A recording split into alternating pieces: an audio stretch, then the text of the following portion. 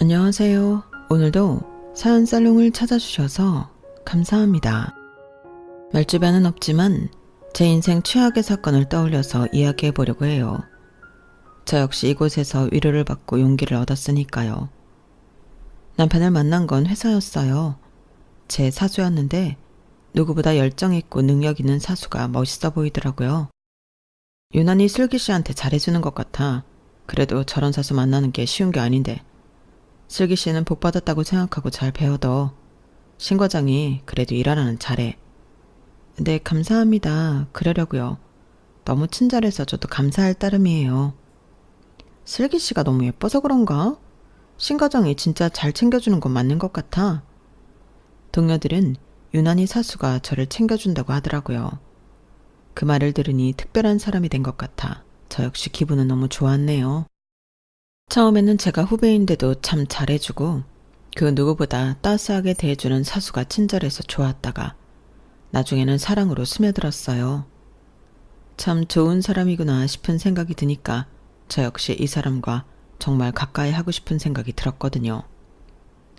첫 출근부터 실수투성이에 모르는 게 태반이었는데 남편은 하나하나 살뜰히 챙겨주었어요. 원래 알던 사람처럼 친근했고 제가 뭘 좋아하는지도 이미 다 알고 있는 것처럼 행동하기도 하더라고요. 너무 신기하고 인연이다 싶었네요. 그렇게 저희는 자연스레 연애를 하게 되었고 결혼을 약속했죠. 저희 집에서 반대는 좀 했지만 그래도 나름 순조롭게 진행이 되고 있었어요. 미안해. 나 때문에 자기가 이런 고난도 겪고 말이야. 우리 아빠가 원래 고지식 하잖아. 사장님 마음이야 잘 알지. 곱게 키운 외동딸인데 어련하시겠어. 다 이해해. 내가 사위로서 그리고 직원으로서 더 인정받을 거야.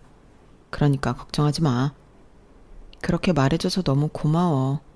자기가 상처받았으면 어쩌나 했는데 너무 다행이다. 상처라니. 그래도 아무것도 아닌 나를 사위로 받아들여 주셨으니 내가 감사해야지. 내가 아버님한테 인정받을 수 있도록 잘할게. 그러니까 슬기 너도 너무 걱정 마. 그렇게 말해줘서 고마워. 사실 작은 회사의 대표였던 아빠였기 때문에 일개 사원인 남편을 반대했어요. 하지만 시간이 흐르고 계속되는 설득으로 결국 아빠는 저희를 인정해 주셨고 결혼을 진행하였네요. 어차피 이렇게 허락할 거 진작 허락할 걸 그랬어. 자네한테 상처 줘서 미안하네. 아닙니다 장인어른. 다 이해해요. 제가 무엇보다 슬기한테 잘하고 회사에 더욱 잘해서 인정받을 수 있도록 할게요. 그렇게 가족이 되었고 1년은 참 행복했어요. 대표라는 큰 산을 얻은 남편은 회사에서도 인정받았고 그렇게 승승장구하였거든요. 아빠 역시 흐뭇하게 보시다가도 가끔은 그래도 제가 회사 일을 놓은 거를 못내 아쉬워하시기도 하였어요. 그치만 제가 선택한 남자가 오히려 더 크게 될 것 같다는 그 믿음 하나로 저는 오로지 모든 걸 포기하고 내조에만 전념하였죠. 신서방이 아무리 잘하더라도 나한테 결국 핏줄은 너 하나야. 그러니까 네가 얼른 내 사업 물려받을 준비나 해.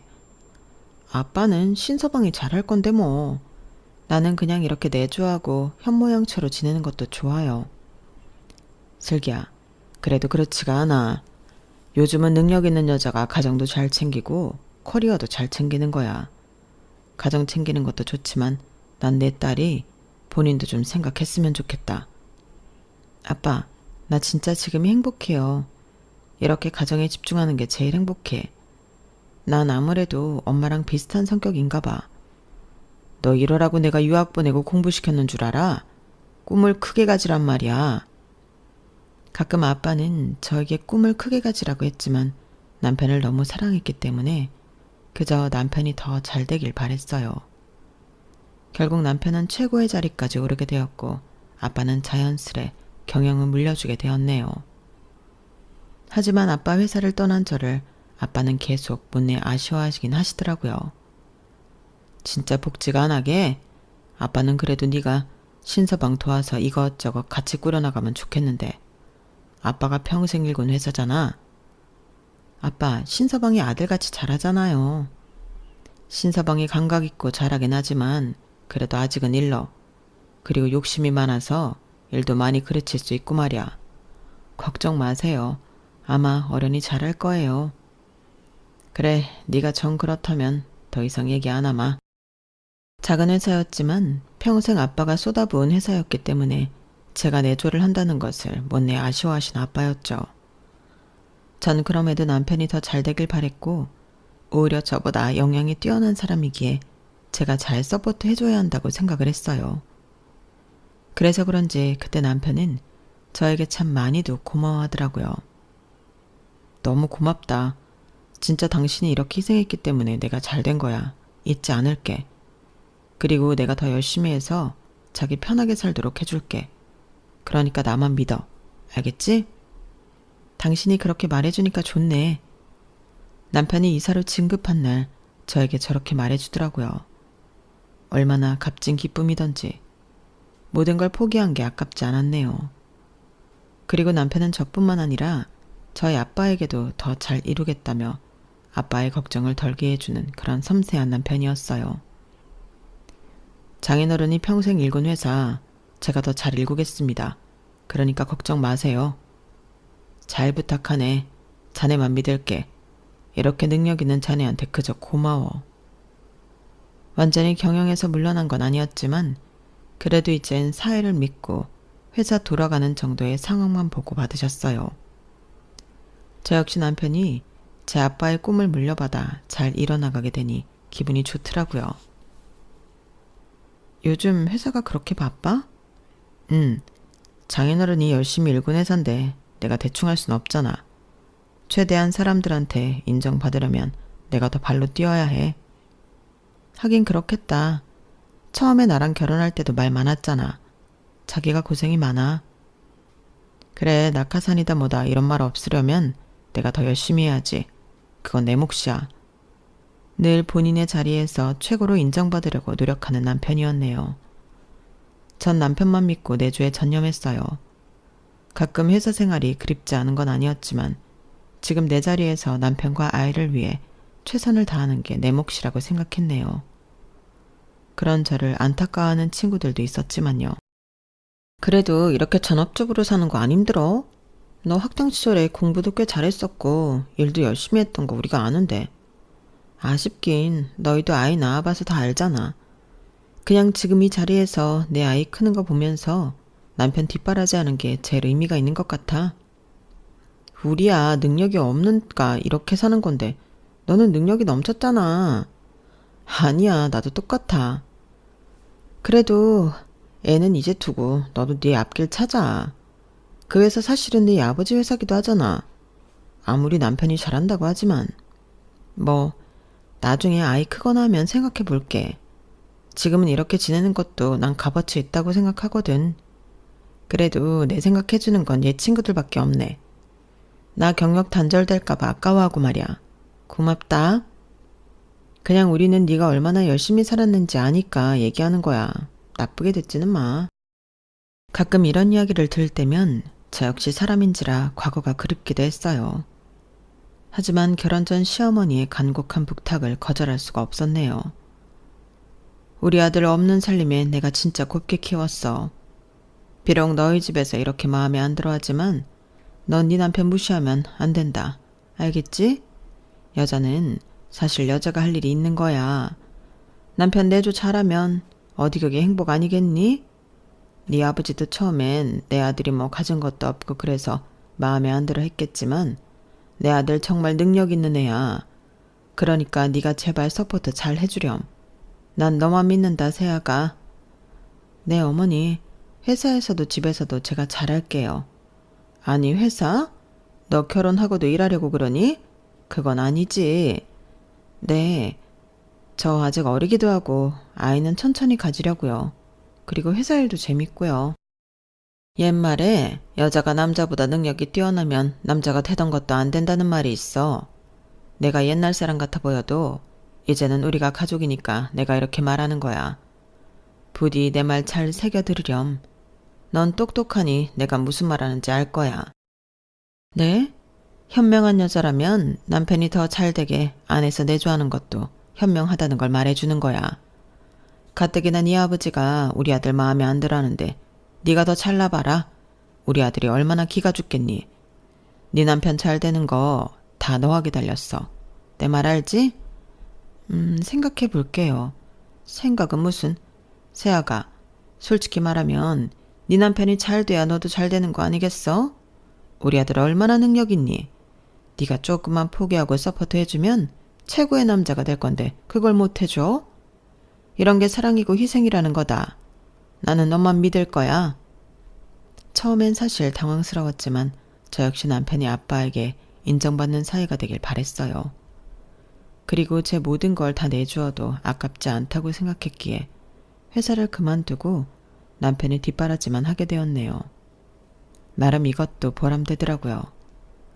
그 세월이 사실 힘들지 않았다면 거짓말이지만 덕분에 남편은 최고의 자리까지 가게 되었고 이제 어디 가서 명함만 내밀어도 다들 고개를 숙이는 자리까지 가게 되었죠.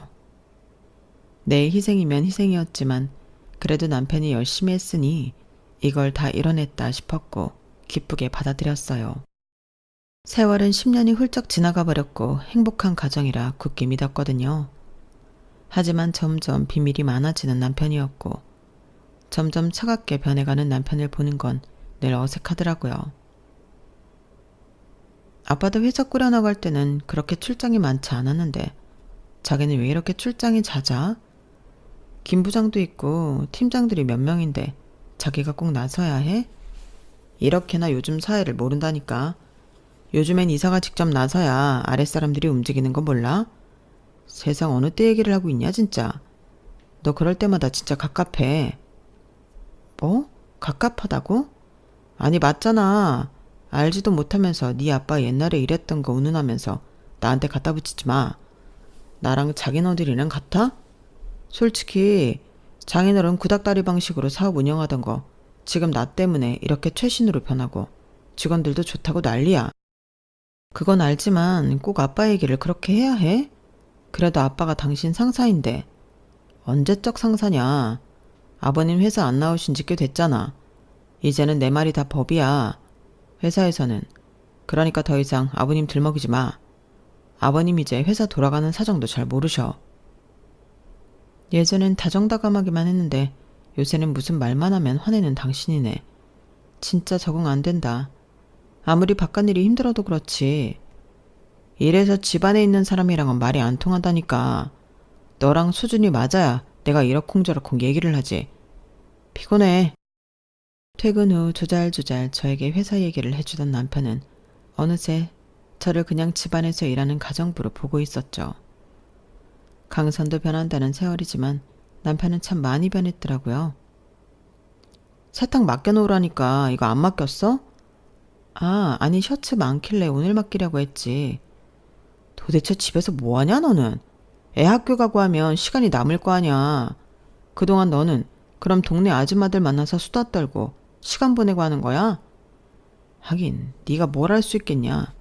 이젠 네 아버지도 다 끈이 떨어졌는데 제발 정신 차려. 뭐? 당신 말 다 했어? 어떻게 아빠한테 그런 얘기를 해? 내 말이 틀려? 그렇게 결혼할 때 반대하더니 솔직히 이제는 내가 너보다 훨씬 잘 나가잖아. 여자 잘 나가봤자 결혼하고 애 낳으면 다 거기서 거기니까. 안 그래? 그래도 그렇지 말을 어쩜 막 하냐고. 역시 너도 집에만 있으니까 별거 아닌 말에 꼬투리 잡고 참 별거 없네. 제가 화를 내도 남편은 비아냥거릴 뿐이었어요. 일이 힘들어서 그렇지 원래는 다정했던 사람이었기 때문에 애써 참고 지냈네요. 무엇보다 반대한 결혼을 했기 때문에 사실 오히려 잘 사는 모습을 보여주고 싶었고 친정아빠에게 최대한 남편의 흠을 보여주기 싫었어요. 그래서 남들에게 더 행복한 척 안 그런 척 하고 살았어요. 하지만 남편의 외도를 발견한 날 그건 참지 못하겠더라고요. 네 문자 뭐야? 당신 여자 생겼어? 남의 문자를 왜 보는 거야? 이 새벽에 문자가 하도 울리니까 봤는데 내가 이상해? 누구야? 이 여자 누구냐고. 그냥 아는 동생이야. 아는 동생이 새벽에 이런 문자를 보내니? 너 의처증이야. 그거 이제 집에만 있으니까 뭐 의처증이라도 생긴 거야? 안 되겠다. 너 너 그냥 뭐라도 해. 우리 회사 말고 그냥 작은 회사 격리라도 하라고. 집에만 있으니까 망상에 빠져가지고는. 망상? 사랑한다는 이 문자가 어떻게 망상이야? 얘가 원래 장난을 잘 친다고. 진짜 거짓말도 가지가지해. 당신 애초부터 변한 건 알고 있었지만 이런 문제를 속썩일 줄은 정말 몰랐는데 어떻게 이럴 수가 있어? 내 희생은 뭔데? 아, 진짜 짜증나게 한다. 나 내일 일찍 출장 가야 하니까 캐리어나 싸놔. 남편은 오해라는 저를 싸늘히 쳐다만 보면서 짐을 싸라고 당당히 말하더라고요. 그래도 저한테 미안해할 줄 알았는데 정말 제가 알던 사람이 아니었고 오히려 떳떳한 척을 하면서 저를 몰아붙이는 남편이었죠. 정말 가장 큰 배신 같았어요. 당신 그게 할 말이야? 미안하다는 말보다도 날 의처증으로 보네? 의처증이니까 더 이상 할 말이 없다는 거야. 내가 뭐라고 말한들 네가 안 믿는데 내가 어쩌라는 거야. 됐고 그냥 네가 알아서 판단해. 남편은 오히려 세게 나왔고 저에게 상처를 더 주었어요. 난 당신이 나한테 미안하다고 할 줄 알았어. 이렇게 당당히 나올 줄 몰랐어. 아니, 당당하니까 당당하다고 하지. 나 진짜 심적으로 지치고 힘드니까 그만해라. 네 망상 들어줄 여유도 없으니까. 애엄마가 집에서 도대체 뭘 하는지. 참, 나 10년 동안 당신만 뒷바라지했어. 내 커리어 올리고 싶어도 나보다는 당신이 먼저니까 말야. 근데 이제 와서 여자도 만나고 나를 완전 이 집 식모로 여기잖아. 이게 내 희생에 대한 대가야? 당신 어쩜 이렇게 모질 수가 있어? 마음대로 생각해. 할 말 없으니까. 너무 속상해 이 관계를 끊어버릴까 생각을 했지만 며칠 뒤 만난 아빠의 말에 또 마음을 다잡게 되었죠. 요새 신서방이 참 회사 내에서 잘한다더라. 너한테도 잘하지? 원래 너한테 끔찍한 사람이었으니 아마 지금도 잘할 거야. 아, 뭐 그렇지. 그래. 내가 신서방만 생각하면 마음이 참 미안해. 그렇게 하지 말아야지 했는데 애초에 반대해서 상처 준 것 같아서 말이야. 이제와 다 지난 얘기지만 그냥 내 마음이 그렇네. 그러니까 너라도 더 잘해. 알겠어요, 아빠. 근데 표정이 왜 이렇게 안 좋아? 집에 무슨 일 있는 것처럼. 그냥 시간이 흐르니까 이게 뭔지 싶어서. 내가 내 인생 잘 살고 있는 걸까 싶기도 하고 10년이라는 세월 동안 뭘 했나 싶어서 그래요. 아빠가 그때 회사 일 절대 놓지 말라고 했는데 괜히 그만뒀나 싶고. 왜? 누가 너 속상하게 하니? 아니 그냥 나도 내 인생이 있는 건데 너무 헌신했나 싶어서 그래. 가끔 그럴 때 있잖아. 오늘은 그냥 그런 날인가 봐요. 뭔가 힘든 게 있으면 언제든 얘기해라. 넌 표정 못 숨기잖아. 뭔가 있는 것 같아. 네, 알겠어요. 아, 그리고 요즘 신서방 너무 지쳐하는 것 같은데 내가 한약방에 얘기해놨으니까 한약 한 제 지어서 갖다 주고. 바깥 일하는 사람 그래도 몸은 안 사람이 잘 생각해줘야지. 그래야 안팎으로 잘 돌아가는 거야. 가슴이 찢어지는 것 같더라고요. 저랑 남편이 어떻게 지내는지도 모르는 아빠는 그저 남편에게 미안한 마음을 계속 가지고 있었거든요. 그렇게 시간을 보내고 있을 때 내가 지금 뭐하고 있나 싶은 생각이 들면서 이렇게 살지 말아야겠다는 생각이 번쩍 들었어요. 이제라도 말이죠. 나 회사에 자리나 만들어줘요. 뭐? 자리? 당신이 뭘 하고 다니는지 이제 안 캐물을 테니까 자리나 만들어 달라고. 나도 이제 일하고 싶어. 그러니까 작은 자리라도 좋으니까 적당한 자리로 알아봐줘요. 회사가 장난이냐? 무슨 자리야. 너 경력 단절된 게 하루 이틀도 아니고 10년이나 지났는데 네가 뭘 할 수 있겠어. 됐고 그냥 살던 대로 내가 갖다 주는 돈 가지고 살아. 아니, 나 일할 거야. 이제 당신 바라보면서 안 살아. 나도 나대로 커리어 쌓고 싶어. 네 커리어를 왜 내 회사에서 쌓아. 됐고 네가 알아서 해. 왜? 이제 내가 일한다고 하면 혹시라도 회사에서 당신 입지가 흔들릴까 봐 그래? 뭐? 너 뭔가 단단히 착각하고 있나 본데 네가 예전에 다니던 회사가 아니야. 이제는 네가 돌아오려고 해도 돌아올 수 없어. 웃기지 마. 나도 다시 하려면 할 수 있어. 당신보다 학벌도 좋고 능력도 있었는데 내가 왜 못하겠어. 그러니까 작은 자리라도 만들어줘요. 그렇게는 안 되지 절대. 어딜 내 회사에 네가 수저를 올리려고 그래. 그 꼴은 못 봐. 그렇게 남편은 저의 취직도 반대했어요. 하지만 아빠는 참 좋아하시더라고요. 다시 일하려고? 그럼 아빠야 좋지. 할 수 있을까요? 쉰 지도 오래됐고 감도 많이 떨어졌는데. 그래도 하고 싶어. 작은 자리부터 시작해서 천천히 배워. 그리고 네 옆에 신서방이 있잖냐. 일단 임원들한테 이야기해 놓을 테니까 작게 시작해서 천천히 일 배워도 나쁠 건 없지. 이제 회사도 좀 커져서 신서방도 아마 버거울 거야. 네가 옆에서 도와주면 오히려 좋은 거니까 자신감 가져. 아빠 고마워요. 그리고 미안해요. 그렇게 전 남편에게 받은 배신감에 모든 걸 다시 시작하기로 마음을 먹었어요. 어떻게 보면 남들보다 더 좋은 조건을 가지고 있어서 그랬죠. 지난 10년 내조만 했지만 이제 이건 아니라는 생각이 들었네요. 그리고 그렇게 첫 발을 뗄 찰나 남편이 역시나 노발대발 하더라고요. 내가 이렇게 꾸린 회사인데 네 아빠가 뭔데 네 자리를 만들어서 널 꽂아. 우리 아빠 회사야. 그리고 애초에 내 자리도 있었고. 당신이 날 막을 권리가 있어? 큰 자리도 아니고 사무실 작은 세모모 자리인데 당신이 뭘 그렇게 신경 써? 오히려 이렇게 막으니까 수상하네? 너무 권력 남용이잖아. 솔직히 10년을 집에서 논 경단녀가 우리 회사에 아무것도 안 넣고 입사한다는 게 말이 되냐? 거기 계약직 자리라고 들었는데 나 전에도 10년 정도 신 아주머니가 시작했던 일이라고 들었고. 당신 왜 이렇게 예민해? 내가 회사에 가면 안 되기라도 해? 남편은 제 말에 대꾸가 없더라고요. 그리고 제가 회사에 복직을 하겠다고 선언한 날, 그날로부터 정확히 2주 뒤였어요. 우리 그냥 이혼하자. 뭐? 이혼? 그래. 더 이상 이렇게는 못 살겠어. 당신 내가 복직하겠다고 해서 그래? 아니면 당신이 만나는 그 여자 때문이야? 솔직히 갑자기 네가 회사에 복직하겠다는 그 심보도 짜증나고 어차피 우리 남남으로 지낸 지 좀 됐잖아. 애 생각해서 살아보려고 했는데 이건 아닌 것 같다. 이혼하자는 말, 그게 무슨 말인 줄 알아? 아빠 회사에서 당신은 이제 나가야 한다는 소리야. 웃기잖아. 우리 아빠 회사에서 남인 당신이 최고의 자리까지 가는 건. 뭐? 착각하나 본데 이 회사 내가 키웠거든? 키우다니 웃기지 마. 아빠 회사는 원래도 잘 돌아갔어.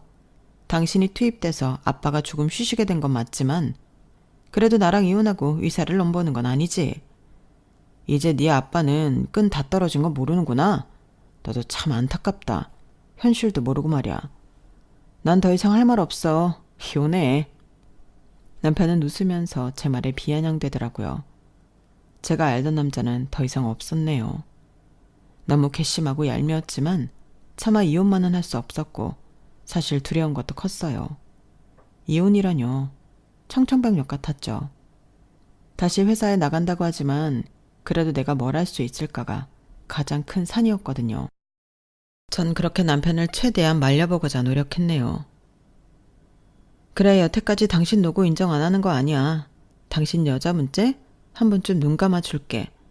그러니까 이혼이다 뭐다 그런 소리 하지 말고 우리 노력해보자.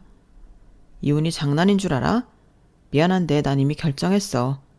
그리고 회사 지분은 나도 있으니까 이건 소송으로 해결할 거야. 그러니까 너도 마음의 준비를 해두는 게 좋을 거야. 이제 너랑 못 살아. 당신 진짜 잔인하다.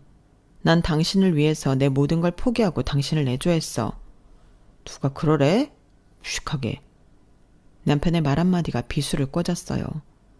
그럼에도 전 잠깐 지나가는 바람일 거라고 생각을 했고 이혼을 하지 않았네요.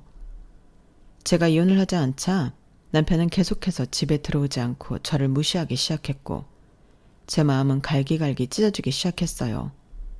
그리고 그렇게 얼마 지나지 않아 모르는 번호 한 통으로 전화가 오더라고요. 굉장히 젊고 낭낭한 목소리로 말이죠. 안녕하세요. 신이사님 내언녀예요. 만나서 드릴 말씀이 있습니다. 시간 좀 내주세요. 뭐예요? 뭐가 이리 당당하죠? 만나보시면 알게 되실 거예요. 그 한마디만 하고 약속 장소를 통보하는 상간녀였고 너무 어이가 없어 웃음도 나오지 않았어요. 그리고 잘 걸렸다 싶어 불이 나게 상간녀를 만나러 나갔는데 상간녀는 굉장히 예의 있게 저를 대하더라고요. 상간녀를 만나기 전에는 머릿속에 5만 가지 상상이 들었는데 막상 만나보니 상간녀는 저에게 굉장히 차분했고 깍듯했어요. 그리고 제가 앉자마자 심호흡을 한 뒤 본인이 할 말을 이어가더라고요. 그리고 그 말은 정말 기가 찰 노릇이었네요. 안녕하세요. 말씀 많이 들었습니다. 어서 앉으세요. 기막혀. 누군가 했더니 이렇게 어린 여자라니 정말. 부모님이 지금 이 사실을 알면 얼마나 가슴 아플지 상상이라도 해보셨나요? 우리 남편 유부남이에요. 네, 죄송해요. 그리고 정말 면목 없습니다. 사모님 인생 이렇게 만든 거 저 절대 용서받지 못하겠죠. 그럼에도 그 전에 사모님께 꼭 드리고 싶은 말씀이 있어서 이렇게 염치불구하고 뵙자고 한 거예요. 당장이라도 머리채를 잡고 싶지만 어디 그 얘기나 들어보죠. 제가 하는 말 못 믿으시겠지만 믿으셔야 해요. 그리고 이혼하셔야 살 수 있어요. 이 말을 끝으로 저에게 봉투를 하나 내미는 상간녀였어요. 그리고 전 그 봉투 안에 있는 내용들을 확인하자마자 경악을 금치 못했고 상간녀는 제 표정에 아무런 말도 하지 않았네요. 이게 진짜라고요? 네, 믿으셔야 합니다. 그리고 죄송해요. 아무것도 모르시는 사모님께 이런 상처를 드려서요. 하지만 그 사람 그냥 두면 안 돼요. 사모님한테까지 이런 행동하는 사람인데 벌 달게 받게 해야 한다고요. 전 상간녀와 헤어진 뒤 곧장 변호사 사무실로 들어가 남편과의 이혼을 준비하게 되었고 남편이 그렇게 노래를 부르던 이혼 소장에 도장을 찍게 되었네요. 야, 이제 정신 차렸어? 그래, 너랑 나랑은 어울리지 않지. 잘 생각했다. 어차피 넌 애한테 끔찍하니까 애는 네가 키워. 양육비는 얼마든지 줄 테니까. 당신 진짜 대단하다. 그래, 알겠어. 당신은 일보다 당신 인생이 더 중요하니까 평생 본인만 생각하고 살아. 아, 그리고 위자료 청구 소송도 들어갈 거야. 이혼은 해주지만 이대로는 그냥 못 끝내지. 무슨 위자료? 날 기만하고 결혼했는데 그럼 내가 가만히 있을 줄 알았어? 나 이대로 못 끝내. 남편은 제 말에 이해를 할 수 없다는 표정을 지었고 이혼 도장을 찍은 다음 날 회사에 출근했을 때 회사 내에서 경비들에게 쫓겨난 뒤에야 모든 사실을 알게 되었죠. 이거 안 놔? 나 여기 이사야. 내가 이사인데 날 누가 막냐고. 대표님 특별 지시예요. 신이사님은 여기 절대 출입하지 말라는 지시요. 그리고 오늘자로 신이사님은 이사회에서 해임된 걸로 압니다. 그러니까 더러운 꼴 그만 보시고 당장 돌아가세요. 뭐? 돌아가? 이게 어디서 일개 경비 따위가 나를 막아.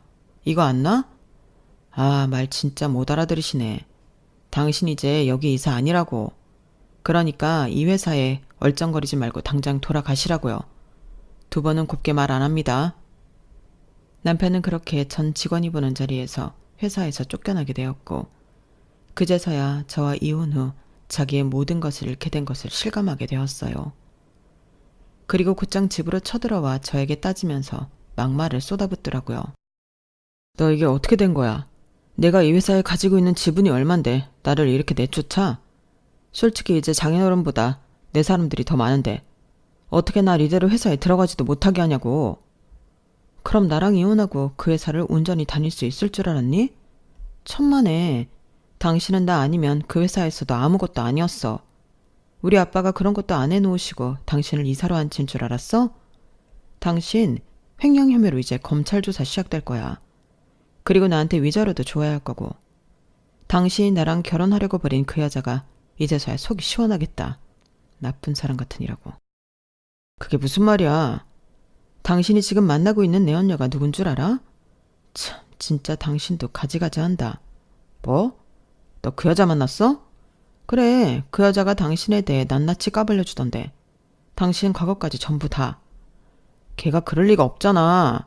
너랑 이혼하고 난 걔랑 다시 시작하기로 했는데 그 여자가 너를 만나가지고 지금 너한테 모든 걸 까발렸다고? 그래, 차명 계좌부터 시작해서 당신 과거까지 싹싹 다 알려주던데? 아주 나한텐 당신 상간녀가 아니라 귀인이야. 남편은 어리둥절했지만 전 싸울 준비를 하기 시작했네요. 상간녀를 만났을 때까지만 하더라도 너무나 화가 난 상태였지만 상간녀가 준 봉투에 들어있는 내용물에 반전의 결과를 가져다 줬어요. 그 내용물에는 상간녀가 아닌 한 여자와 남편의 다정한 사진이 있었거든요. 알고 보니 지금 남편의 상간녀는 예전 남편이 저와 결혼하기 전 만났던 여성의 동생이라고 하더라고요. 그게 무슨 소리예요? 그리고 과거가 없는 사람이 어딨다고 지금이래요. 그쵸. 과거가 없는 사람은 없죠. 하지만 지금 사모님이 남편이라고 생각하는 그 사람은 저희 친언니의 목숨을 앗아갔어요. 결혼할 것처럼 친언니에게 돈이고 뭐고 다 뺏어가 놓고 부자인 사장 딸한테 환승을 했으니까요. 저희 언니한테는 이랬다고 하더라고요. 회사만 차지하면 다시 만나자고. 언니는 도저히 그럴 수 없어서 이별을 선택했지만 하루하루 사는 게 아니라고 했어요. 그리고 결국 언니는 배신의 치를 떨다 세상을 등졌고 똑똑하고 장래가 유망했던 언니가 그렇게 되자마자 저희 엄마도 슬픔에 못 이겨 돌아가셨어요. 제가 가만히 있게 생겼나요? 사모님의 남편분은 사모님의 재산과 회사를 보고 애초에 사모님께 접근한 거고 그렇게 결혼을 감행한 거예요. 언니가 잘못된 걸 알았음에도 눈 하나 깜짝하지 않고 아무렇지 않게 결혼까지 강행한 그 사람, 전 절대 용서 못해요. 적어도 언니한테 미안했으면 장례식이라도 왔어야 했는데 그 사람은 아예 언니를 지워버렸더라고요. 전 절대 용서할 수 없었고 그래서 제가 그 사람한테 접근했네요. 지금 사모님이 남편이라고 생각하는 그 사람 정말 무서운 사람이에요. 그리고 회사 돈을 빼돌리려고 차명계좌까지 만들었고 그중 저한테도 이렇게 많은 돈을 보내줬어요. 사모님 이혼하시고 회사 다시 찾으셔야죠. 제가 도와드릴게요. 제가 원하는 건 그거예요. 그게 다 사실이라는 거예요, 정말? 네, 증거도 다 가지고 있어요. 저한테 아주 정신을 못 차릴 만큼 빠져있는 그 사람이 모든 걸 말해주고 문자로까지 남겨줬거든요. 이제 회사도 본인 것이 됐다고 생각했는지 지금 거의 보이는 게 없는 사람이에요. 어떻게 그렇게까지. 이혼하시고 제가 도와드릴게요. 그 사람 그 회사에서 끌어내려주세요. 저희 언니뿐만 아니라 엄마까지 우리 가족 모두를 망친 그 사람 절대 잘 먹고 잘 사는 거 볼 수가 없어요. 제가 도와드릴 테니 저도 도와주세요, 사모님. 상간녀의 말을 듣고 정말 당황했고 정신이 차려지지 않았어요. 그리고 하나하나 되짚어보니 애초에 제게 처음부터 사수랍시고 접근했던 점, 그리고 저에게 회사 일을 아예 하지 못하게 했던 점을 생각해보니 모든 게 딱 맞아 떨어지더라고요. 애초에 다른 사람들한테 차가웠지만 회사 대표 딸인 줄을 어떻게 알았는지 처음부터 잘해준 것도 이상했어요. 그때는 그게 운명인 줄 알았는데 남편은 애초부터 모든 걸 계획하고 저에게 접근한 후 본인을 사랑했던 그 여자에게 씻을 수 없는 상처를 준 것이었죠. 애초부터 계획된 거였네요. 참. 네, 아주 지독히 계획했죠. 그 사람 가정 형편 잘 아시잖아요. 정말 아무것도 볼 거 없는 거. 저희 언니가 공부시키고 취직 뒷바라지까지 다 했어요. 언니 역시 아무것도 바라지 않고 본인이 사랑하는 남자 한 명만 보고 달려든 거죠. 근데 결과가 환승이별이라니 참 잔인하지 않나요? 그래놓고 본인은 부잣집 딸과 결혼을 하고 떵떵거리면서 잘 살고. 저 벌 달게 받아도 좋아요. 우리 언니랑 엄마 그렇게 된 거 복수할 수만 있으면 말이죠. 사모님한테는 정말 죄송합니다. 끝없이 죄송하다고 하는 상간녀더라고요. 사실 본인 언니와 엄마 얘기를 할 때 저 역시 눈물을 흘리게 되었네요. 결과는 삐뚤어졌지만 오죽했으면 이런 일을 벌였을까 싶기도 한 게 측은지심과 동정심이 들었거든요. 상간녀는 그러면서 저에게 차명계좌의 계좌번호와 함께 지금 회사 돈을 어떻게 빼돌리고 있는지까지 저에게 자세히 알려주었고 전 남편과의 이혼을 진행하며 남편을 검찰에 넘기게 되었죠. 그렇게 해서 회사 내 주주총회를 하게 되었고 남편은 알게 모르게 회사에서 잘리게 되었던 거예요. 이 모든 사실을 알고 남편은 붕괴하더라고요. 뭐? 걔가 지금 나한테 뒤통수 치고 너한테 그걸 다 얘기했단 말이야? 너 그래서 순순히 이혼해준다고 한 거였어? 그래, 당신 같은 사람이랑은 더 이상 절대 못 살겠다고. 이제 위자료랑 당신 감방에서 썩을 준비나 해. 남편은 제 말에 좌절하기 시작했어요. 그리고 남편은 곧바로 경찰에 넘겨져 조사를 받게 되었네요. 이 모든 사실을 알게 되자 시어머니는 저를 설득하기 시작했네요. 아가, 네가 그래도 애 낳고선 조강지처인데 이러면 안 되지. 그 여자의 말 하나 듣고 지금 이러는 거냐? 걔 진짜 무서운 애다. 그리고 남자 각오 없는 사람이 어딨어? 이상한 사이코 같은 애 만나서 일이 이렇게 된 거지. 사실은 서로 싫어서 헤어진 거야. 아니요, 알고 싶지 않아요.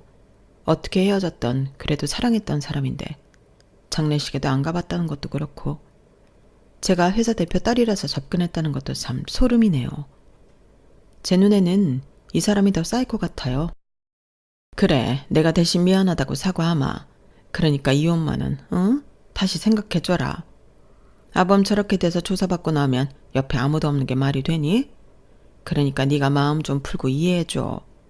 그래도 가족이었잖아. 네 딸 나중에 시집갈 때 전과자 딸이라고 할래?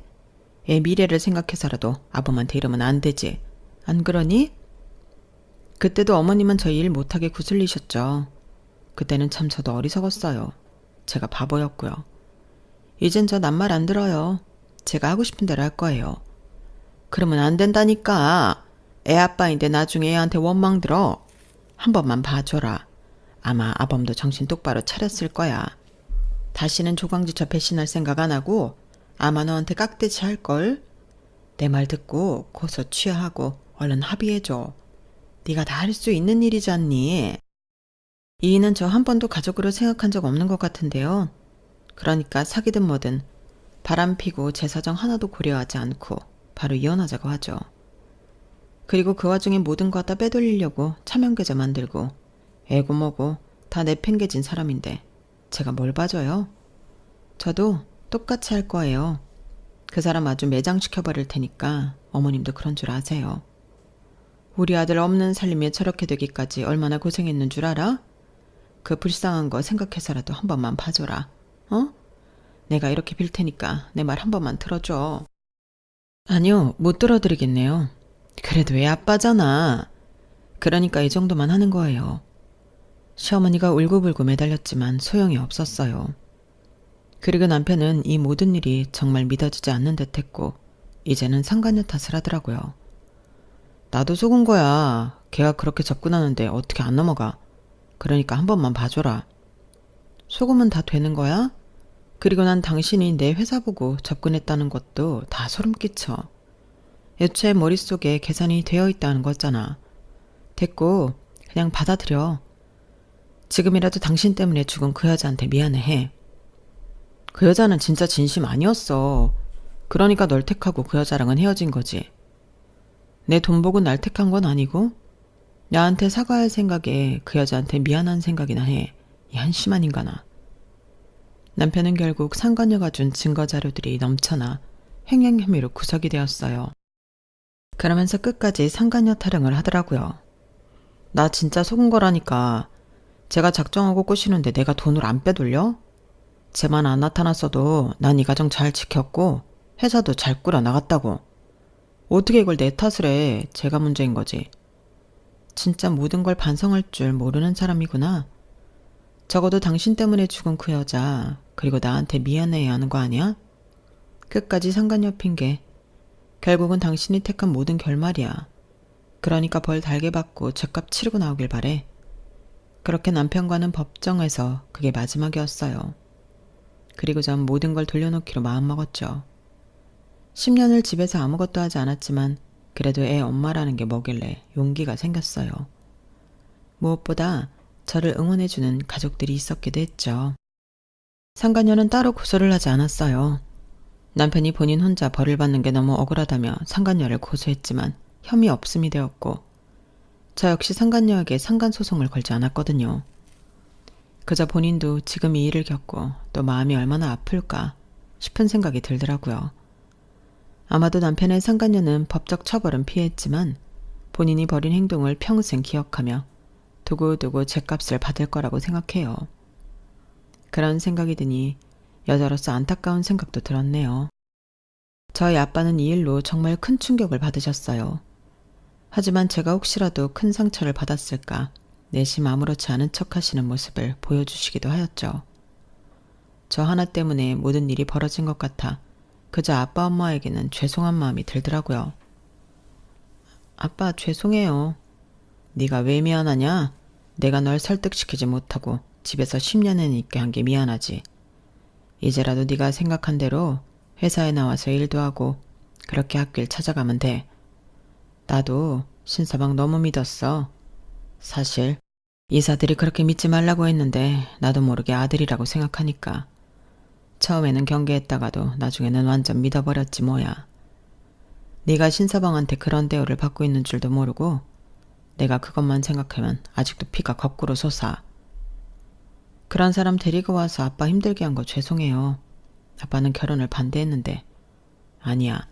사람이 뒤통수 치고 어떻게 알았겠어. 인생의 큰 공부라고 생각해라. 건강이 좋지 않은 아빠였지만 결국 다시 회사로 복귀하게 되었고 집에서 쉬었던 기간이 무색할 만큼 아빠는 예전에 그 명성을 찾으셨어요. 그리고 저도 저 나름대로 말단부터 시작해 6년을 앞만 보고 달리게 되었네요. 그 사이 전 차장이라는 직급까지 달게 되었고 남편은 출소를 하게 되었죠. 그리고 곧바로 갈 데가 없던지 뻔뻔하게 저를 찾아왔더라고요. 여기가 어디라고 와? 그래도 내가 애 아빠인데 거처가 없잖아. 당신 엄마네 들어가면 살면 되잖아. 엄마도 여의치 않잖아. 건강이 좋지 않은 엄마가 혼자 수급자 생활하시면서 살아가시는데 그건 좀 아니지. 나 재기할 수 있게 도와주면 안 될까? 지금 보니까 너 형편도 진짜 좋아 보이는데. 당신이 집에서만 논다고 나 무시해서 이 악물고 열심히 했어. 이제 차장이야. 그리고 회사 돌아가는 사정을 아니까 훨씬 낫더라. 이제 아빠 도와서 더 열심히 해야지. 그러니까 이제 내 눈에 띄지 마. 미안해. 나 진짜 그곳에서 반성 많이 했어. 당신한테 그러면 안 됐는데 당신이 나를 위해 10년 동안 집에서 내조해주고 애 키워주고 한 걸 내가 너무 몰랐어. 미안하다. 근데 그런 나를 자기는 그 여자처럼 버리라고 했잖아. 이제 회사가 당신 거 될 것 같으니까 말이야. 진짜 미안해. 내가 이렇게 빌고 또 빌게. 어? 남편의 모습은 거짓골 그 자체였어요. 얼마나 우습던지. 10년 동안 내가 헌신한 남자가 맞나 싶더라고요. 그 남편을 무시하고 전 자리를 떴네요. 제가 자리를 뜨려고 하자마자 바로 바지가랑이를 붙잡더라고요. 한 번만 기회 주면 안 될까? 이번엔 내가 내조할게. 네가 밖에서 날개를 펼칠 수 있게 내가 내조해서 진짜 집안 잘 꾸려나갈게. 그래도 나한테 기회는 한번 줘야지. 우리가 살 부대끼고 살았던 세월이 있는데 말이야. 진짜 웃음이 나온다. 당신 이렇게까지 찌질한 사람이었나? 네가 뭐라고 해도 상관없어. 정말 기회만 준다면 당신이 시키는 건 뭐든지 다 할 거야. 그럼 지금 당장 일용직이라도 뛰면서 생계에 뛰어들어. 당신 엄마 수급자 생활하면서 힘들다며. 그럼 이렇게 출소해서 나 찾아올 시간에 돈이라도 벌어서 어머니 누울 자리라도 만들어야 하지 않겠어? 당신이 무슨 말을 해도 나 절대 눈 하나 깜빡 안 해. 그리고 이젠 바보같이 남의 말 듣지 않을 거야. 내가 하고 싶은 대로 다 하고 살 거고 이 능력으로 내 딸 당당하게 키울 거야. 그러니까 미안하다고 하는 게 사실이라면 제발 눈에 띄지 말고 조용히 살아. 남편은 제 말에 아무런 대답도 없었고 그 모습이 평생 마지막 모습이었어요. 딸에게 미안했지만 딸조차도 아빠를 보고 싶지 않다고 했기 때문에 딸과의 만남도 하지 않았고 전 싱글맘으로서 회사 일 그리고 집안일을 열심히 해나갔네요. 이 노고를 알아주듯 딸도 정말 열심히 모은 면에서 최선을 다하더라고요. 꼭 슬기는 어렸을 때 보는 것 같다. 시키는 족족 다 잘하고 말이야. 할아버지, 제가 빨리 커서 효도해야 엄마가 좀 한숨 돌리죠. 어떤 상황에서도 엄마가 저를 위해 애써주신 거 저 절대 잊지 않아요. 우리 딸 기특하다. 엄마는 너한테 미안하기만 하는데 넌 그런 생각을 가지고 있었구나. 고맙다 정말. 10년 만에 되찾은 제 인생이네요. 믿었던 사람에게 가장 큰 배신, 그리고 후회와 눈물. 참 시간이 빠른 것 같아요. 벌써 그 일이 까마득하고 지금 삶이 너무 익숙하거든요. 좋은 부모님을 만나 기회를 잘 얻어서 너무 감사하지만 그럼에도 이 글을 쓰는 제 자신도 칭찬해 줄래요. 모든 걸 갖고 지금 이 자리까지 와 있으니까 말이에요. 나락으로 떨어질 것 같았던 제 인생이었지만 그걸 겪고 여기까지 오게 되었네요. 아마 비온 뒤 맑음이라고 할 수 있겠죠? 이 글을 쓰는 지금 전 남편에 대해 미움도 없어요. 그저 각자의 자리에서 남에게 손가락 받지 않고 살길 바랄 뿐이죠. 누군가에게 위로가 되길 바라면서 글을 마쳐볼게요. 고통은 끝이 아닌 시작일 수 있다는 점을 얘기하며 들어주셔서 감사합니다. 행복하세요. 여러분, 사연 댓글에 응원과 현명한 조언 부탁드려요. 좋아요와 구독은 저에게 큰 힘이 됩니다. 오늘도 좋은 하루 되세요.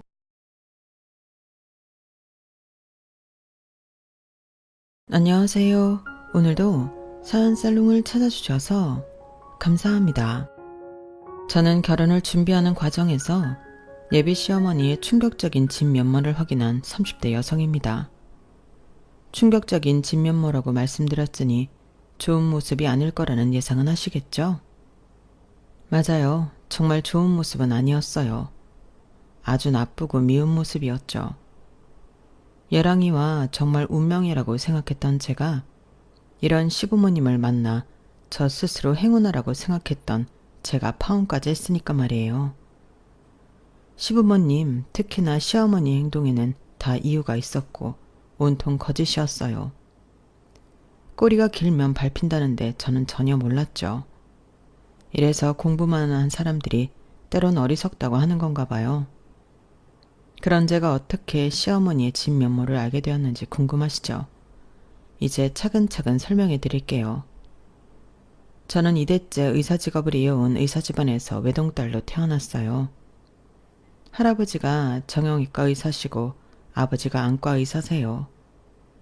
사실 아버지는 통기타를 치는 멋진 뮤지션이 되고 싶었어요. 하지만 아버지는 쉽게 밴드 동아리에 가입할 수 없었어요. 할아버지 때문이었죠. 할아버지는 의사인 당신의 대를 이어 자식 중 하나 이상은 의사가 되어야 한다고 어릴 때부터 입이 닳도록 말했어요. 내가 얼마나 힘들게 여기까지 왔는지, 너희들이 어떻게 삼시세끼 먹고 지내는지 다들 그걸 모르지 않는다고 생각한다. 아버지는 말이야, 남의 땅에 농사를 지어 근근히 살아가는 집안에서 개천에 용이 나듯 의사가 되었어. 얼마나 가난했는지 하루에 한 끼를 굶는 건 아무렇지 않았고 매일 도시락을 싸가는 게 소원이었지. 어떻게 해서든 가난에서 벗어나고 싶었고 그래서 의사가 되기로 결심한 거야. 손에 굳은 살이 박힐 정도로 매일 코피를 쏟는 게 당연할 정도로 공부를 했다. 그래서 결국 아버지는 해냈어. 의대에 붙었지. 아버지가 살던 동네에서 의대에 간 놈은 아버지밖에 없었어. 개천에서 난 용이라고 사람들이 어찌나 칭찬을 하던지 마을에서 잔치가 열리고 난리도 아니었다. 그렇게 최종적으로 의사가 되어서 아버지는 너희 할아버지 할머니를 호강시켜줬어. 그것뿐이냐? 너희 엄마를 만나 너희들을 부족함 없이 키웠어. 이제 아버지의 소원은 그것 하나야. 너희 5남매 중에 의사가 하나 나오는 것. 둘이어도 좋고 셋이어도 좋다. 하지만 하나는 꼭 나와야 돼. 내가 그렇게 만들 거다. 그러니 다들 공부 열심히 해. 알겠지? 그래서 장남인 아버지는 뮤지션의 길을 포기하고 공부를 했고 의대에 진학했어요. 물론 아버지는 지금도 여전히 음악을 사랑하세요. 안과에 흐르는 음악도 모두 아버지가 리스트업한 음악일 정도로요. 하지만 할아버지의 욕심은 여기서 그치질 않았죠. 사실 할아버지는 저를 처음부터 예뻐하진 않았어요. 제가 장남의 딸이기 때문이었죠. 할아버지는 당신의 딸들, 저에게는 고모들이죠. 고모들이 딸이어서 영특하지 못해 의사가 되지 못했다고 생각했어요. 그래서 저도 마찬가지라고 생각했던 거죠. 하지만 손주들 중 제가 가장 영특했어요. 사실 작은아버지도 의사고 아들만 셋이에요. 그런데 작은아버지의 아들들은 공부에 취미가 없었어요. 제가 한 번도 받아보지 못한 점수를 받더라고요. 그런데도 기죽는 거 하나 없었어요. 물론 작은아버지는 할아버지를 볼 면목이 없어서 명절 이외에는 할아버지를 찾아가지 않았어요. 반면에 저희 아버지는 영특한 저를 자주 할아버지에게 데리고 갔어요. 그리고 할아버지도 제가 영재원에 갈 정도로 영특하다는 사실을 알고 저를 예뻐하기 시작했죠. 그러면서 할아버지는 제게 의사가 되어야 한다고 했어요. 수연아, 공부를 잘하는 사람은 의사가 되어야 한다. 의사가 되면 얼마나 좋은 줄 아니? 너도 자신만만하게 살 수 있고 남을 위한 일이니 보람도 크지. 그러니 너는 커서 꼭 의사가 되어야 한다. 그리고 아버지도 어머니도 제가 의사가 되길 바라셨죠. 그래서 저는 어릴 때부터 공부를 열심히 했어요. 그리고 저는 순탄하게 의대에 합격했죠. 그때 아버지도 그랬지만 할아버지가 얼마나 기뻐했는지 몰라요. 할아버지는 당시 병원에 계셨는데 제 합격 소식을 듣고 기력이 없는 와중에도 저를 따뜻하게 안아주셨어요. 수연아, 나는 네가 의사가 될 줄 알았다. 아직 의사는 아니지만 나는 네가 포기하지 않을 거란 걸 알아. 이대로 멋진 의사가 돼주렴. 할아버지가 기도하마. 그리고 아들아, 수연애비야. 내가 지금 가지고 있는 건물을 너한테 줄 테니 거기에 나중에 수연이 개원시켜라. 이게 내가 수연이에게 해줄 수 있는 마지막 선물 같구나. 아버지, 무슨 소리세요? 수연이 개원은 제가 알아서 해줄 테니까 걱정 마세요. 그래 아버지, 무슨 형한테 건물을 줘요. 아무리 아버지가 원하는 대로 손녀가 의사가 됐지만 그거랑 건물은 완전 다른 거라고요. 약속대로 형제들끼리 나눌게요. 너는 지금 그런 소리가 하고 싶어? 지금 아버지가 아프신데? 그건 그거고 이건 이거지. 아주 좋겠어. 의사 딸 둬서 건물 준다는 소리도 듣고. 형, 솔직히 말해. 수연이 개원시켜주라는 게 아니라 형 병원 옮길 거지? 아직 받지도 않았는데 그런 고민은 왜 해? 그나저나 너 말이 좀 뾰족하다. 그러게 잘난 아들 의사 만들어보지 그랬어. 뭐? 형 말 다 했어? 애가 내 마음대로 돼? 따지고 보면 형이 수연이 의사 맞는 것도 아니잖아. 그냥 얘가 스스로 잘한 거지. 자식이 어떻게 내 마음대로 되냐? 그리고 우리 아들들이 수연이보다 머리는 더 좋을걸? 걔네들은 그냥 엉덩임이 약한 것뿐이야. 그걸 근성이라고 하지. 근성도 특기라면 특기야. 능력이라고. 형, 정말 다들 그만하지 못해. 그깟 건물이 뭐라고 이렇게 어린애처럼 싸우는 거냐? 너희들이 싸운다고 해도 내 마음은 변함이 없다. 애초에 수연이를 주려고 했던 것도 아니야. 의사 손주가 생기면 그 아이를 위해 쓰기로 한 거다. 그러니 번복은 없어. 아버지, 그럼 딸들인 우리한테는 건물을 애초에 줄 생각이 없었단 말이에요? 왜 없어? 너희들도 의사 자식 만들면 주려고 했다. 3대째 의사 집안이라는 타이틀은 없겠지만 그것도 염두했어. 그러니까 수연아, 좋은 의사가 되어라. 보람을 느낄 줄 아는 의사가 되어서 할아버지를 기쁘게 해주겠니? 저는 고개를 끄덕이고 다시 할아버지와 포옹을 했어요. 물론 할아버지는 제가 의사 면허를 따기까지 기다려주지 않으시고 돌아가셨지만요. 그래도 하늘에서 다 지켜보고 계실 거라고 생각해요. 제가 의사가 되기를 누구보다 바란 분이니까요. 그리고 저는 할아버지의 선물 덕분에 다른 친구들보다 안정적으로 공부를 할 수 있었어요. 그렇다고 열심히 하지 않은 것은 아니에요. 저는 인기과인 성형외과 레지던트에 단번에, 그것도 수석으로 합격했어요. 그리고 레지던트를 하는 동안에 교수님들의 러브콜을 많이 받았죠. 다들 저보고 교수가 되라고 난리였어요. 하지만 저는 교수보다도 연구보다도 실무에 참여하고 싶었어요. 그래서 펠리오를 2년 정도 하고 나서 돌아가신 할아버지의 말씀처럼 아버지의 건물에서 개원을 하게 되어요. 제가 개원을 하자 저를 아껴주신 교수님들, 같이 공부한 동기, 선후배들, 그 밖의 지인들이 분에 넘칠 정도로 축하를 해주었죠. 누구는 화분을, 누구는 공기청정기를, 누구는 정수기를, 정말 많은 축하와 선물을 받았어요. 그러니 돌아가신 할아버지 생각도 나더라고요. 제가 이렇게 멋지게 개원한 모습을 보고 돌아가셨더라면 좋았을 텐데 하고요. 그래서 저는 다짐했어요. 한 점 부끄러움 없는 매일 매 순간 보람을 느끼는 의사가 되자고요. 할아버지가 제게 부탁한 대로 말이에요. 그런데 일에만 매진하는 저를 보며 친구들이 그러다 과로사 할 거라고 웬 생뚱맞은 걱정을 하더라고요. 너 그러다 진짜 과로사 한다? 과로사만 문제야? 우리도 잘 안 만나고 연락도 잘 안 되고 그러면 너 나중에 늙어서 고독 살 수도 있어. 왜 만나자마자 불길한 소리야. 나 아직 안 죽어. 너 병원 영업시간 끝나도 논문 보고 그러느라 늦게 퇴근하지. 주말에도 또 논문 보고. 아니면 병원 출근하고 그러는 거 누가 알아줄 것 같아? 자기 몸도 챙기면서 해야지. 누가 몰라줘도 돼. 나만 알면 되지. 그리고 너희들도 알아주잖아. 우리 할아버지 이야기 전에도 해줬지? 그래서 난 우리 할아버지를 봐서라도 꼼수 안 부리고 환자를 더 깊이 생각하고 자주 보람을 느끼는 의사가 되어야 해. 우리 할아버지도 그랬거든. 우리 할아버지는 봉사도 다니고 그랬는데 난 영 시간이 안 되네. 야, 네가 지금 봉사할 시간이 어딨니? 분기별로 만나는 우리 모임도 겨우 나와놓고서. 그래도 우리니까 오래 만나고 너를 아니까 이해하는 거지. 애인도 우리처럼 이해하지 못할걸? 모태솔로한테 그런 말 해서 뭐하니?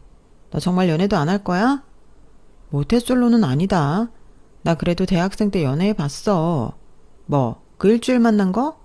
그것도 연애로 쳐준다니? 우린 안 쳐준다. 우리는 너 모태솔로라고 생각해. 아, 기억난다. 네가 공부하는데 방해된다고 차버린 그 남자 말하는 거지. 맞다.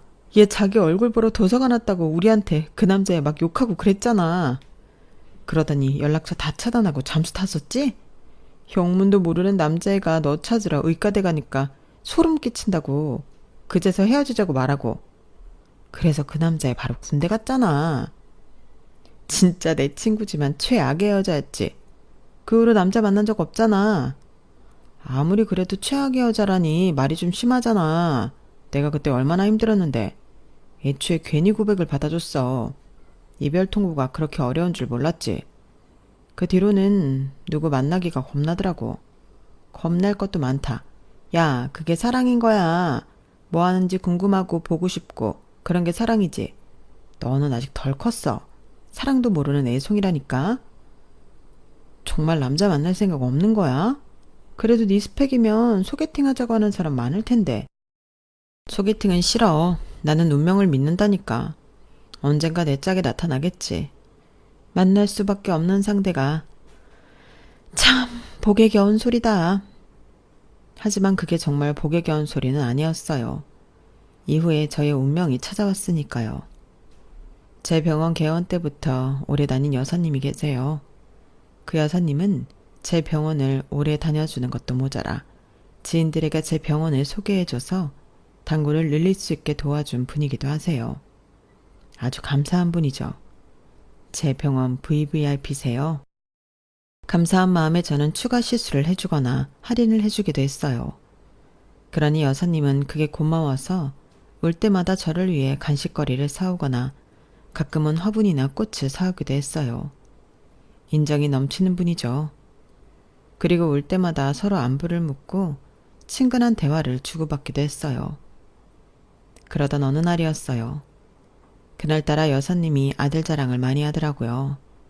저는 잠자코 듣고 있었는데 돌연 자기 아들과 만나보지 않겠냐고 묻는 거 아니겠어요? 우리 아들도 의사예요. 성형외과 의사는 아니고 내과 의사인데 저기 근처에서 이번에 개원했어요. 아, 정말요? 전혀 몰랐네요. 내가 말을 안 했으니까. 의사 아들 있다고 하면 다들 지나치게 관심을 보인달까요? 그게 난 좀 부담스럽더라고. 네, 그러실 수 있죠. 우리 아들은 어릴 때부터 공부를 잘했어요. 영재원까지 갔는데 얘가 자유로운 영혼이라 적응을 잘 못하더라고요.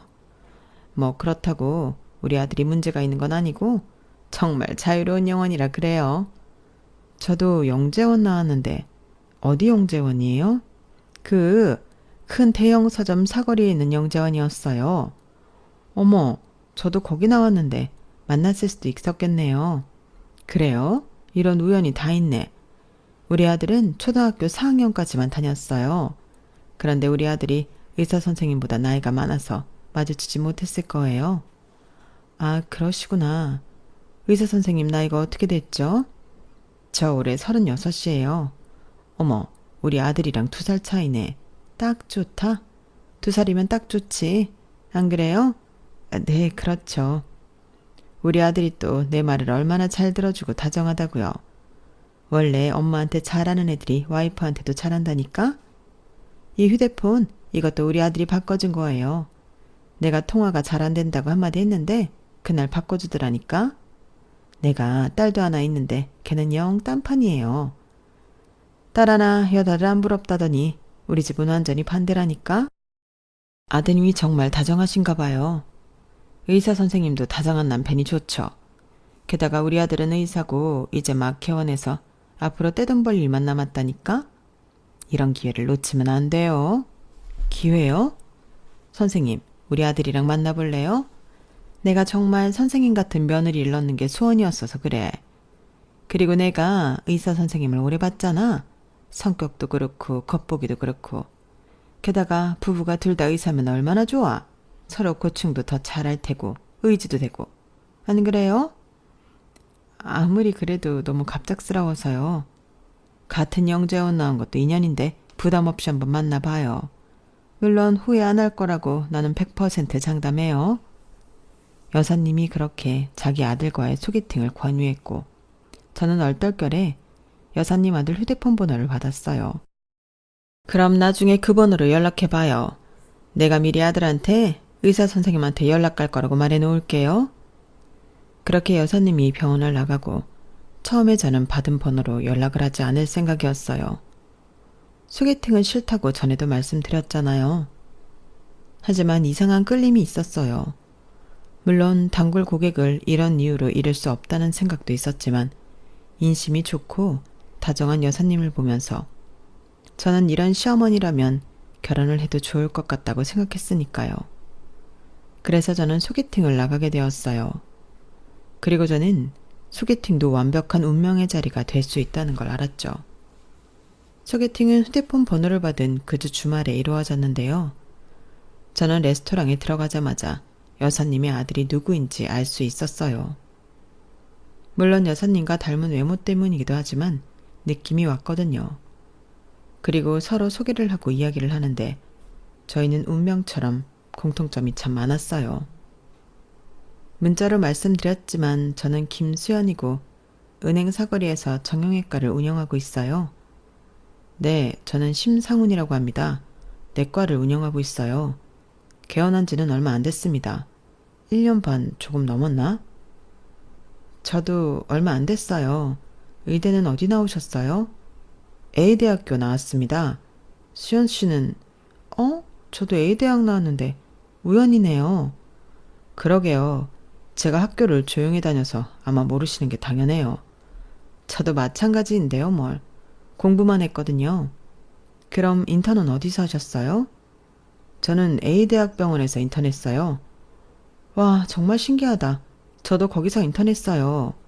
그런데 그땐 왜 못 뵀죠? 제가 인턴하고 다른 병원으로 레지던트 갔어요. 제가 존경하는 교수님이 기업원에 계셔서요. 그래서 아마 만나지는 못했을 거예요. 아, 그러셨구나. 그런데 요새 많이 바쁘시죠? 개원 초에는 이래저래 할 일이 많잖아요. 그래서 저는 친구들한테 엄청 욕먹었어요. 얼굴도 안 보여줄 거냐면서 저희 부모님 얼굴도 겨우 보는데 웃기죠? 좋은 친구들을 두셨네요. 대학 동기들이에요? 아니면 고등학교 친구? 중학교 친구들이에요. 제가 A 여자중학교 나왔거든요. 정말 우연이네요. 저는 S 남자고등학교 나왔어요. 아시죠? A 여자중학교 바로 옆에 있는 고등학교요. 정말요? 정말 엄청난 우연이네요. 저희 우연이 참 많네요. 그러게요. 운명이라고 불러도 될 것 같아요. 그것뿐 아니라 여사님 아들과 저는 가장 좋아하는 영화라든지 좋아하는 음악 장르라든지 입맛이나 심지어 원하는 신혼여행지까지 같았어요. 정말 여사님 아들의 말대로 운명이라고 해도 무방했죠. 그렇게 저희는 운명 같은 첫 만남이 끝나고 자연스럽게 사귀게 되었어요. 이제 소개팅도 운명이 된다는 제 말이 믿겨지시나요? 그리고 저는 여사님에게 직접 이 사실을 알리기 위해 여사님의 예약 날짜까지 손꼽아 기다렸어요. 여사님은 예약 날짜에 풀이 죽은 표정으로 내원했어요. 의사 선생님 죄송해요. 우리 아들이 최근에 연애를 시작한 모양이에요. 내가 그것도 모르고 많이 불편했죠? 아, 정말요? 아드님 정말 좋은 분 같던데. 정말 미안해요. 선생님 같은 여자가 또 어디 있다고. 그런데 그거 좋아해요. 아드님 저 만나러 계속 나간 거예요. 네? 정말요? 정말 의사 선생님하고 사귀는 사이가 된 거예요? 네. 알고 보니 대학 동문회 같은 병원에서 인턴도 하고 좋아하는 영화도 입맛도 그리고 부끄럽지만 신혼여행으로 어디 가고 싶은지도 같더라고요. 여사님 덕분에 제가 귀한 인연을 만났어요. 어머나, 나 어쩜 좋아. 나는 그런 줄도 모르고. 제가 상훈 씨한테 말하지 말라고 했어요. 여사님 깜짝 놀라게 해드리고 싶어서요. 제가 그렇게 말하며 환하게 웃자 여사님은 얼굴을 가리고 울기 시작했어요. 제가 놀라 여사님에게 다가가자 여사님은 좋아서 우는 거라고 고맙다고 제게 말했어요. 나는 정말 의사 선생님 같은 며느리를 원했어요. 우리 아들 주제에 맞는 며느리, 살뜰하고 나랑 딸처럼 지낼 수 있는 며느리. 아직 결혼한 건 아니지만 내가 우리 집안 사람처럼 대할게요. 정말 고마워요. 저는 그런 소리를 들으니 마음이 뿌듯했어요. 그리고 이후 저는 여사님과 남자친구와 좋은 관계를 이어갔어요. 다들 왜 연애를 하는지 알겠더라고요. 세상이 행복으로 가득 찬 기분이었어요. 일에 치여 힘들어도 힘든 것 같지 않았고요. 왜 이제껏 연애를 피했나 싶더라고요. 하지만 그것도 다 운명을 만나기 위한 발바둥이었겠죠. 그리고 저는 여사님과 더 두터운 관계를 이어갔는데 친구들은 너무 오버하는 거라고 부담스럽다고 여사님을 욕했지만 저는 그런 여사님의 태도와 행동이 귀엽게 느껴지고 좋았어요. 여사님이 어떻게 했냐고요? 여사님은 연애 초반부터 대놓고 결혼에 대해 이야기했어요. 언제는 점집에서 저와 남자친구의 사주를 봐왔다면서 결혼 날짜는 올해 가을이 좋겠다고 했죠. 수연아, 내가 너랑 우리 아들 사주를 봤는데 너희 궁합이 찰떡궁합이라지 뭐니? 하늘이 두 쪽 나도 갈라질 일이 없댄다. 얼마나 좋은 일이니? 그리고 사실 너희들한테 결혼식 날짜가 봄이 더 좋은데 봄은 이미 지났고 기다려야 하잖니? 그러니까 가을이 어떠니? 가을도 좋다던데. 가을이 얼마나 좋아. 신선하고. 야외 결혼식도 좋겠다.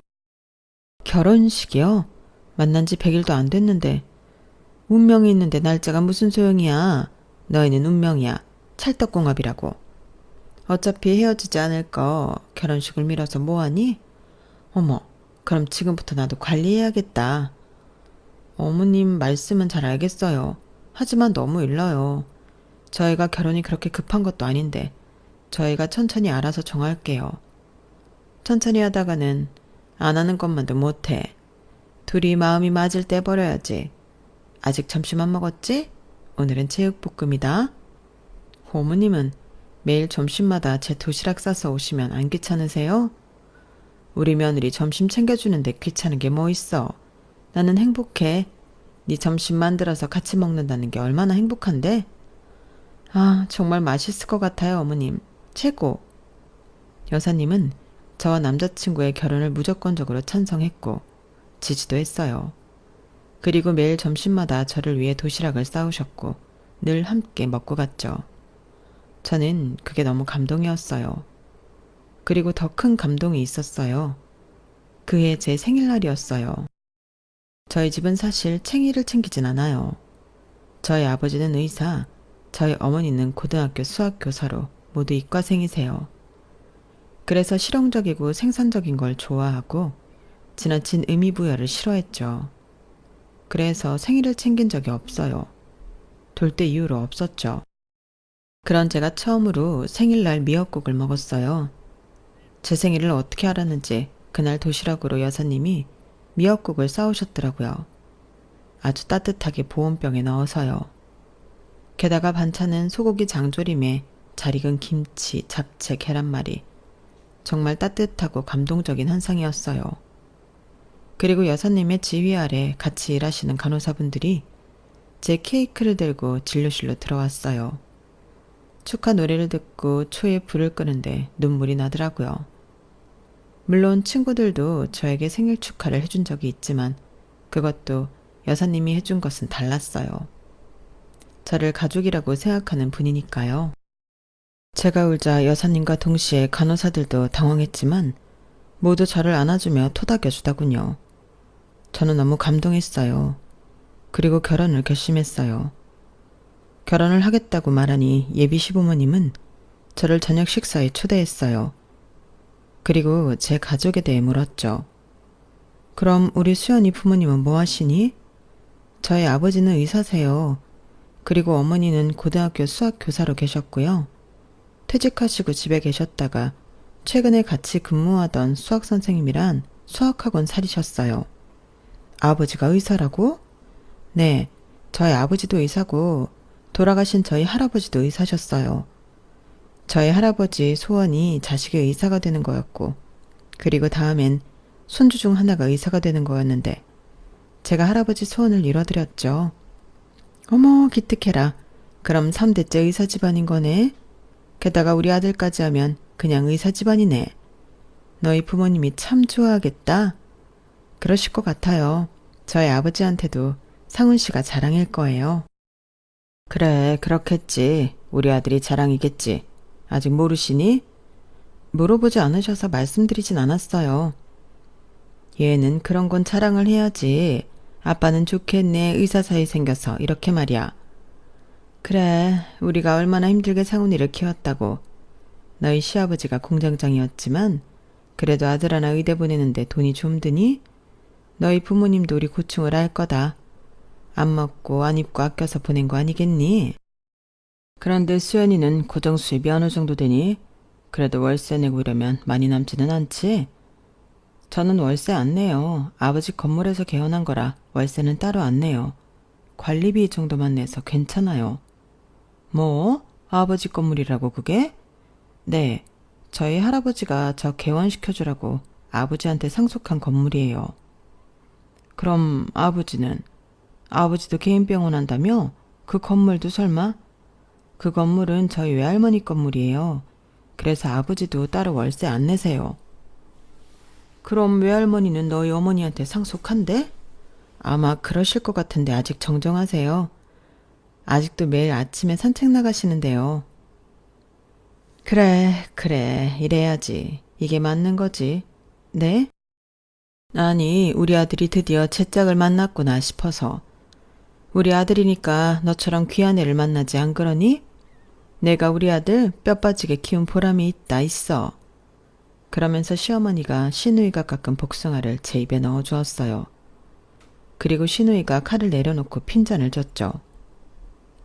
엄마 아빠는 좋겠네. 그렇게 분수에 맞춰서 살라더니 엄마 아빠 분수에 맞는 며느리 둬서 앞으로 꽃길만 있겠어? 너는 말을 왜 그렇게 가시도치게 하니? 듣는 새언니 기분 나쁘겠다. 그럼 엄마 말이 틀렸어? 사람이 분수에 맞춰 살아야지. 너는 복숭아나 깎아. 시누이가 궁시렁거리며 마저 복숭아를 깎았고 저는 불편한 기분이 들었지만 그냥 넘어갔어요. 그리고 저는 결혼 준비를 시작했고 결혼 준비는 대부분 시어머니와 함께 했어요. 얘랑은 개원한 지 얼마 되지 않아 저보다 시간이 더 없었거든요. 그래서 시어머니는 매일 병원으로 저를 찾아왔고 함께 결혼 준비를 했어요.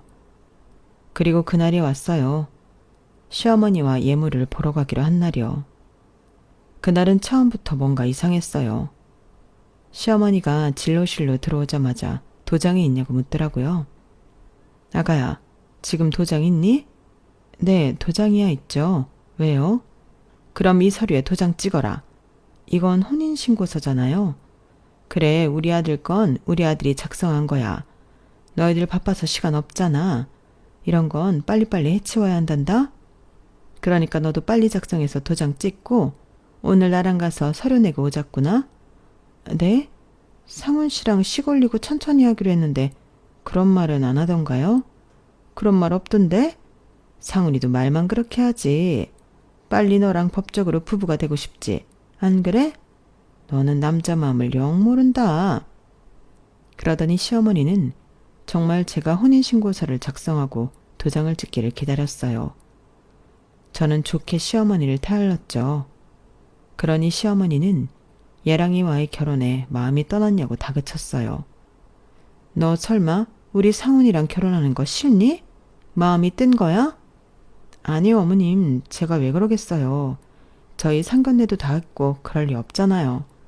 다만 저는 이런 문제는 상훈 씨랑 둘이 상의하고 싶을 뿐이에요. 내가 껴서 기분 나쁘다는 소리니?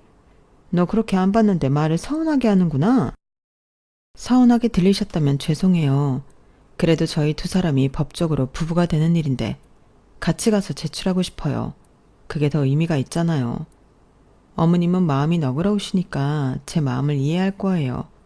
그렇죠, 어머님? 이해하시죠? 절대 어머님이 껴서 불편한 게 아니에요. 제가 그렇게 말하자 시어머니는 마음이 누그러졌는지 아무 말도 안 했어요. 그리고 저희는 예물을 보러 갔죠. 그런데 시어머니가 생전 묻지도 않던 저희 부모님 안부를 묻더라고요. 사돈 어른들은 잘 계시니? 병원이랑 하고는 문제 없고? 네, 아버지 병원에는 사람이 늘 많아요. 왜 어머님도 그전부터 저희 아버지 안과 아셨다고 했잖아요. 다니기도 하셨고요. 저희 아버지 연세는 있으시지만 아직 열정이 넘치셔서 계속 하실 것 같아요. 어머니도 마찬가지고요. 그 사이에 학원생이 더 늘었다던데요. 저희 어머니가 가르치시는 데에는 재주가 뛰어나세요. 어릴 때 수학은 어머니한테 배웠다니까요. 그렇구나. 앞으로 더 벌 수 있어서 부럽구나. 우리는 이제 너도 알다시피 너희 시아버지가 일을 그만두셨잖니. 아무래도 공장장까지 하셨는데 현장직으로 적응하기 힘들죠. 저는 아버님 마음이 충분히 이해가 되어요. 그래도 6개월 동안은 열심히 하셨잖아요. 다른 인연이 있을 거예요. 그걸 언제까지 기다리니? 그리고 너희 시아버지 이제 다 늙었어. 늙어서 몸 쓰는 일은 영 아니야. 그렇다고 머리 쓰는 일은 써주질 않을 거고. 그래서 내가 걱정이 이만저만이 아니야. 그러시겠어요. 그래도 노후 준비하셔야 하는데. 그래서 그런데 너희가 우리한테 용돈을 줄 수 없겠니? 네? 많이는 바라지 않으마. 한 달에 200만 원? 300만 원 안에서 너희가 용돈만 주면 그래도 우리가 숨통이 트일 텐데. 아니, 빈말이 아니라 사돈 어른들은 아쉬울 게 없잖아. 그러니 나눠줄 거 한꺼번에 준다고 생각하고. 그건 제가 나중에 상훈 씨랑 상의해 볼게요. 그래. 그리고 네 병원 있는 건물은 언제 네 명의가 되는 거니? 사돈 어른 돌아가시면? 참, 기약이 없구나. 내가 혜택을 받을 수 있을런지 모르겠네. 네? 아직 그런 이야기는 오고 가지 않았는데 아버지가 저한테 꼭 물려준다는 말도 안 했어요. 저는 이 정도면 충분해요. 솔직히 지금처럼 월세 안 내는 것만 해도 얼마나 큰 도움이고 복이에요. 이거면 충분하죠. 너는 의사까지 된 애가 그렇게 욕심이 없어서 어쩌니? 욕심도 재산이다. 그래도 나중에 그 건물이 네 명의가 되면 우리 소원이 미용실이나 하나 해주거라. 우리 소원이가 안 그래도 자기 오빠랑 비거당한다고 마음고생이 많은데 내가 그거라도 해줘야지. 아가씨 미용실이요? 아가씨가 가게 차리고 싶다고 했어요? 자기 가게 안 차리고 싶은 미용사가 어디 있니? 다들 돈이 없어서 못하는 거지. 그러니까 건물 네 명이 되면 꼭 해줘라. 그래도 내가 의사 사위 만들어줬는데 그 정도는 받을 수 있지 않겠어? 정말 그날따라 시어머니는 의도를 알 수 없는 말을 계속했고 저는 갸우뚱거리며 백화점까지 운전을 했어요. 백화점에 도착하자 시어머니는 익숙하게 입구로 들어갔어요. 저는 백화점과는 친하지 않아서 어색하게 시어머니를 따라갔죠.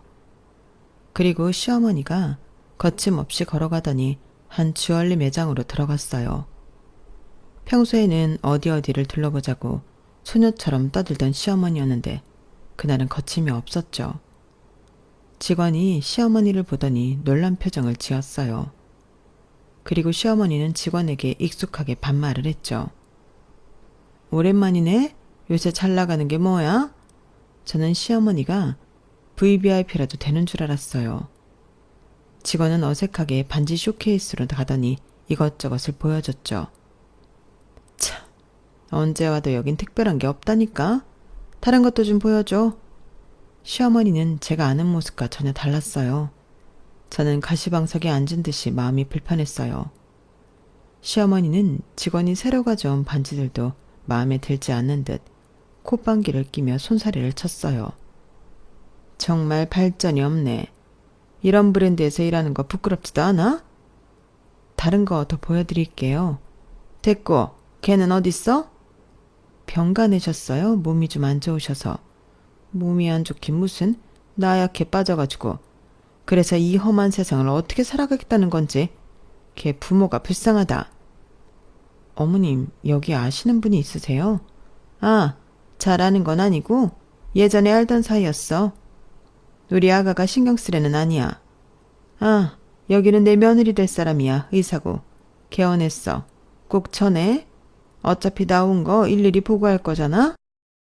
시어머니 말에 직원이 얼굴을 피했어요. 다 됐고 이제 다른 거 더 보여줘. 난 여기서 꼭 우리 며느리 반지 맞출 거니까. 디씨 해줄 거지?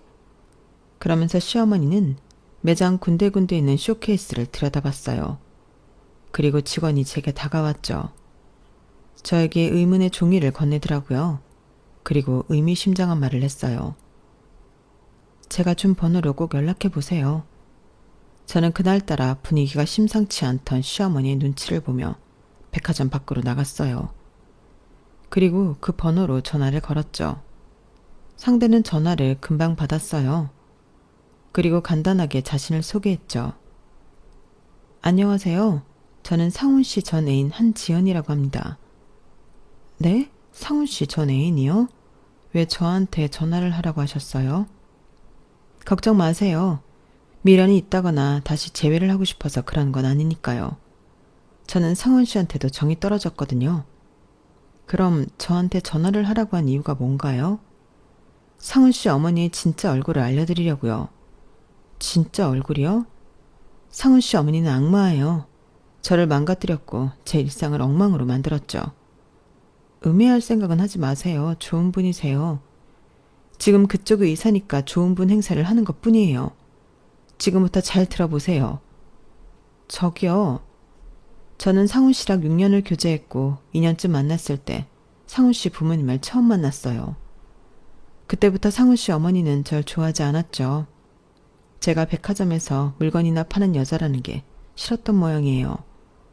게다가 집안도 넉넉치 않아 절 미워했어요.